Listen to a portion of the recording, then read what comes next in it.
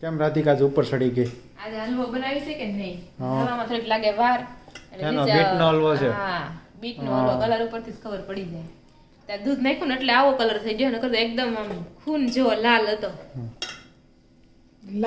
Bit colour અસલ bit, bit હા, colour રાણી ગુલાબી. રાણી બીટ ગુલાબી કલર. અસલ હા તો જો આ બાજુ બીટ બને, હલવો બને છે ને આ બાજુ શું છે?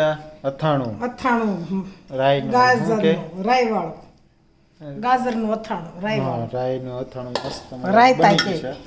રાયતા. આ બાજુ બીટ શું તે? કાલે આપણે ગાજરનો હલવો બનાવ્યો હતો. ઈ બહુ મસ્ત લાલ કલરનો બન્યો. તો તમારે કોમેન્ટ કરીને કહેવાનું તમને કયો હલવો વધારે ભાવે, ગાજરનો ભાવે, બીટનો હલવો ભાવે કે પછી દૂધીનો હલવો ભાવે? મને તો દૂધીનો ભાવે. મને બીટનો ભાવે. કાંઈ તમે કોમેન્ટ કરીને કહેજો મમ્મીને કયો ભાવે છે. તમને કયો ભાવે?